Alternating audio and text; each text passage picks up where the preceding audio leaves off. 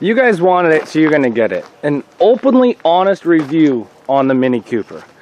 So I ran this once at the Aurelia Winterfest, where it ran against W-bodies, Cavaliers, Cobalts, Calipers, Camrys, Soleras, you name it. Every front-wheel drive compact was there. I was by far the smallest car in the ring.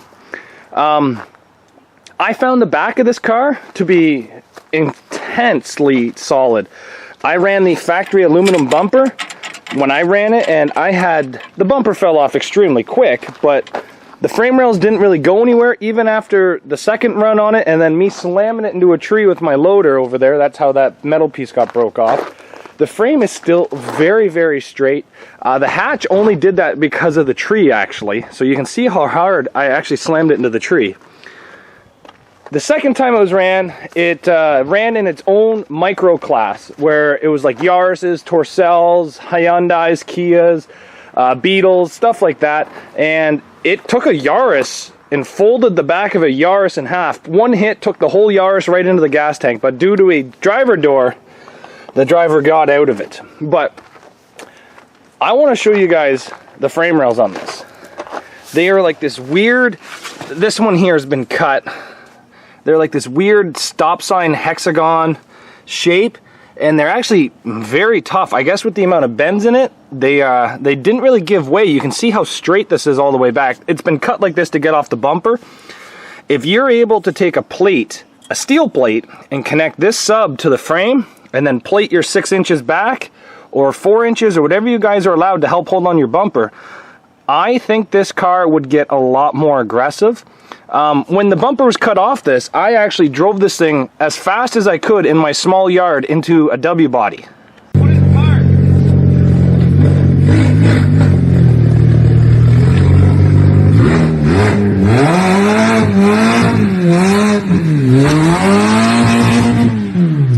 Give her one more!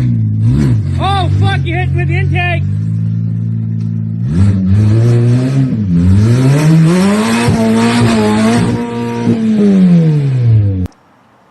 You guys can see how bad it actually folded the W body, and I was hitting with the intake and transmission.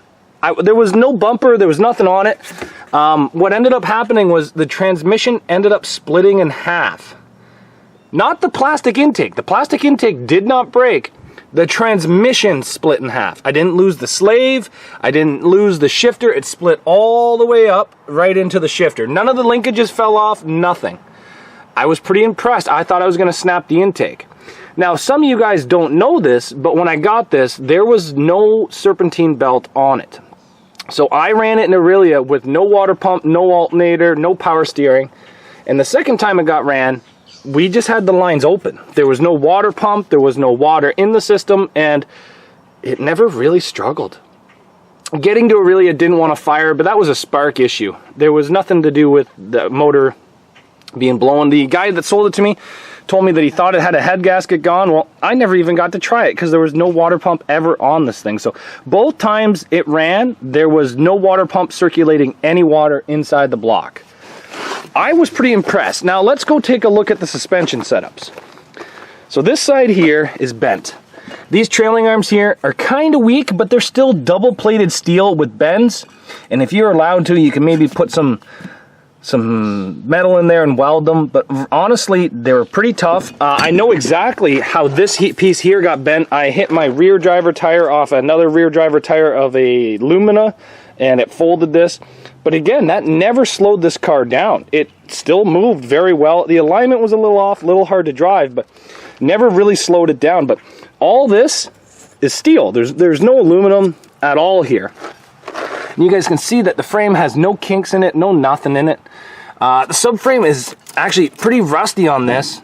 Again, nothing is bent. Like all the mounts are still good.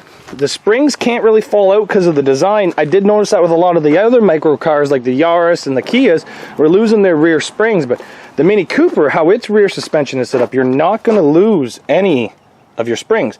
You can see this one here, it's not bent yet, so you can see what it looks like factory. I did have to remove all the rear brakes just to get tires to fit. I just cut the calipers off with the mini grinder. It was too bad. In the front, there's no aluminum on this. Everything is metal. everything is actually very, very tough looking up here. I did get this strut bent. It bent right here where it connects to the spindle. And what ended up happening is there's like a bolt right here, and when you turned, it would hit the subframe. So as long as you were going straight, it was fine, but all I did was take a mini grinder and just trim back that bolt so it didn't hit the subframe. But how the sway bar is set up, it's got like this tab on it, so if it gets hit, that's going to stop your strut from folding right over, which is kind of nice as long as you're steering straight. If your steering's kind of cranked when you get hit, you're going to probably be stuck doing circles. But maybe you could build something off that so that it hits the frame instead of doing that. I don't know.